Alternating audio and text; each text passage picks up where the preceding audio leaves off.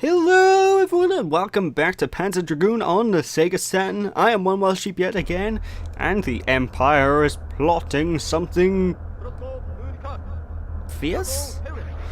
I don't know. I actually have no idea what the Empire plans or anything about these guys. All I know is they're here literally to be extra enemies to shoot down. Although that big prism ship that we see right now, yeah, I'm gonna call it a prism ship. That's a bit of foreshadowing for a later part of the game. Foreshadowing my 32-bit on-rail shooter, saying so. Anyway, time to tackle episode 2, and this is quite a significant bit more difficult than episode 1. It's still in around the easy areas, but you're gonna run into these brand new enemy types, which are the giant worms. They are exclusive to this level, so don't expect to see these worms later on. But basically you need to be careful of them because they do shoot out sort of like green sludge. And the green sludge that they shoot out, oh my dear god, is it an absolute nightmare to dodge. Because its hitbox, I can't find its hitbox. Basically if I get hit by it, it's basically tends to be pretty much entire luck. Anyway, I'm doing like an absolutely abysmal run of this first part of the level, but all I can say is whenever you see a large group of enemies flying in the air, make use of the charge-up shot, because then you can lock onto them and laser beam them and it's all good. However, now that we're in this cabin, you're going to see these guys sort of spawning on the floor, and you might recognize these guys from the intro FMV, because these are actually the same enemy types that we saw in the intro FMV that we were sort of shooting at with a rubbish crossbow. But anyway, these guys, they'll basically crawl out of the floor and they'll jump out at you. Now, I do not recommend using lock-on attack on these guys because it's a lot. It takes a long time to charge up in comparison to just flat out shooting them. It may give these guys just a bit extra time to just jump up and just start dive bombing you. I just love that's how they use that. Yeah, words. I just love how that's their main form of attack, just jumping up and sort of landing on top of him. Quick guys, I've got a Goomba this guy. Anyway, when you reach this room by you, I recommend just shooting up the laser beams, and oh my god, the destruction is just delicious. Of course, one guy decided to kill me. Thank you, that one guy. You just made my entire awesome run look a bit Although I am quite proud to say that I only died once during this playthrough. And that death is cut out, so don't worry folks, but this playthrough went extremely well. And you might have noticed that at the start of at the end of the previous stage actually, there was a little icon at the bottom of the screen that said credits. And that's because this game basically ranks you it basically ranks you. Is that? Yeah, ranks you, that's right. I'm trying to get my grammar right, and it turns out it was right in the first place. Basically, at the end of every stage, the amount of enemies you kill, you'll get ranked on by percentage, and this is the green sludge I told you about that I can barely destroy out of the sky. It's it's like a nightmare to shoot.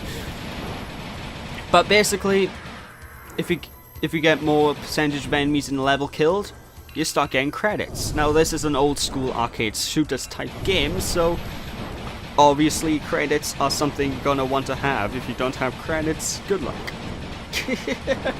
Basically. And if you have over 85% of the enemies killed in a level, I believe it's 85, you'll get an extra credit, which is basically an extra life. And if you have over 95, you get 2 credits. And God knows what happens if you get 100%, because I've never gone 100% for an enemy killed in a level. It's more than possible. Well, I assume it's more than possible.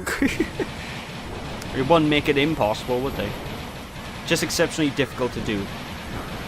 Because if this is your first time playing the game, then I do recommend just trying to blow every enemy out of the sky, unless, of course, you feel that a certain enemy, or certain loads of enemies, which we'll come to see later on in the playthrough, become a massive threat, in which case I just advise dodging them. Anyway, after taking care of those giant worms and dirty worms, tornadoes. We're going to be coming across our next next big baddie, the Dark Dragon himself. Hey, we're at the final boss already. No, exactly. We're not nowhere near the final boss. Now, for this boss fight, I just recommend just shooting laser beams at his face until he goes down. It's the best way to take him out. It's the quickest way to take him out. You can use your normal lasers, but it takes quite a bit longer. This guy's really susceptible to your lasers. And don't worry about those tornadoes in the background. You'll never, ever get hit by those tornadoes. Ever. They're literally there to provide yourself as a distraction, although pretty poor distraction if I do say so myself. They're more of a distraction to people watching than people playing the game, because people playing the game focusing on the dragon are going to be shooting laser beams at the dragon.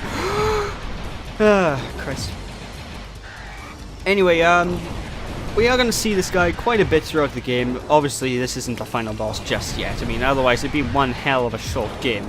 The game itself is short. It's a rail shooter. They are short, but just by default. But come on, I expect things to be a bit longer than this, huh?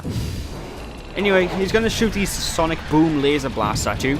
Sonic boom, and he doesn't really aim at you at all. I just noticed that. He doesn't aim at you. He just sort of shoots it randomly. Just keep laser beaming him. He's gonna go down. No problem. Bye-bye. And it looks like there's a rider actually riding the Dark Dragon there. I don't think it's ever touched upon who this rider guy is. But anyway, 82%. Oh, that means we don't get a credit for this level. I normally get like 90% on that level, so I was really slacking. Oh well, time to go on to episode 3. And oh my god, everything suddenly looks bleak. Christ, out of Gerudo Valley and right into Death Mountain, huh? The second Zelda reference in a playthrough has nothing to do with Zelda. Okay, it's because I was in the Zelda mood, because I've recently just cancelled at the time of this recording an Ocarina of Time playthrough. The reason I cancelled it is there's reasons. But anyway, just for the start, now you see these guys, which if you remember from the very first level, they were actually the boss of the first level. Now they become normal goons, normal mooks. They need to boop down with your laser beams. Basically, whenever you see them, just pound them with your laser beam. Don't worry, they have less health than the boss fight at the start of the game. But their tactics are still pretty much exactly the same as it was back in the first level. They shoot, except now instead of shooting out torpedoes at you, they'll shoot at little dirty enemies, which honestly you can just laser beam, take them out of the sky, Bob's your uncle like that. And honestly, compared to the previous level, I find this level quite a bit easier. I know there's quite a few people who have issues with this stage. And of course you might be wondering, hang on, you haven't got hit in this stage, why is your health bar not full?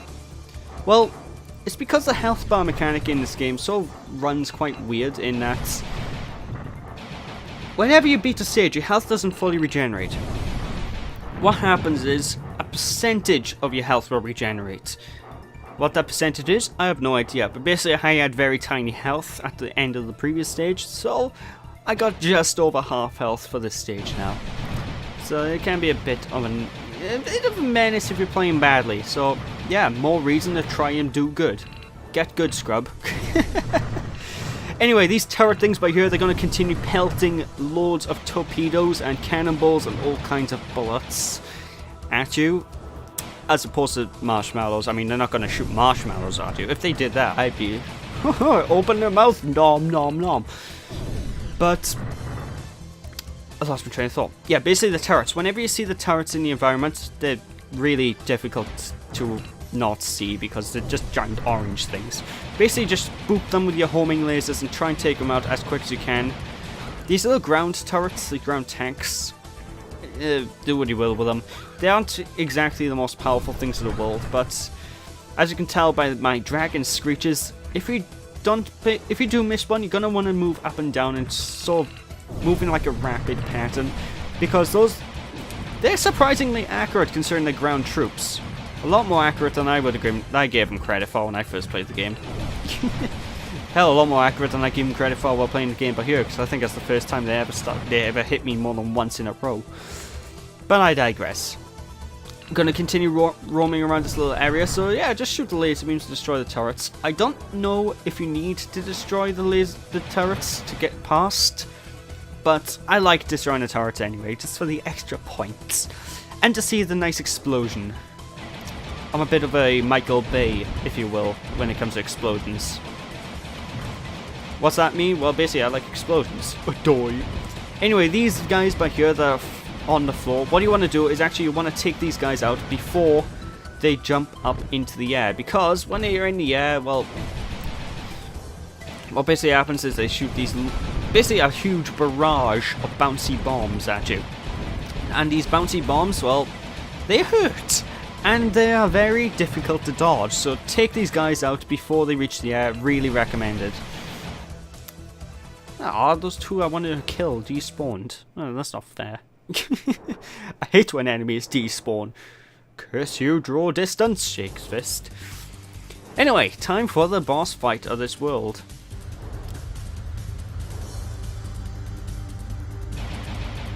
Looks interesting. Now, this boss fight is where the boss fights start getting a bit more inventive and interesting. Like all the boss fights in this game, except for the first boss fight and second boss fight, are actually quite interesting in their own right, and they kind of work under Star Fox logic, except for the fact they don't have the usual hit the glowy weak spots, or well, they do have the hit the glowy weak spot thing, but it's a lot less obvious than in Star Fox. Basically, for this phase of the boss, you're going to want to just keep pelting the middle of this boss where the giant glowy weak spot is.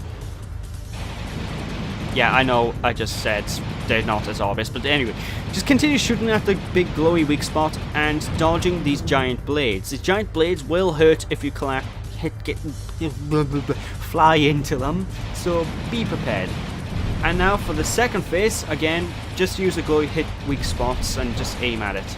Now what I recommend doing with this phase is using your lock-on beam, especially when the enemy jumps behind you, which he'll do in a periodic fashion. Just shoot laser beams, and this is probably the longest boss in the game. It takes the longest amount of time, I think, to beat. I say I think because I'm not entirely sure.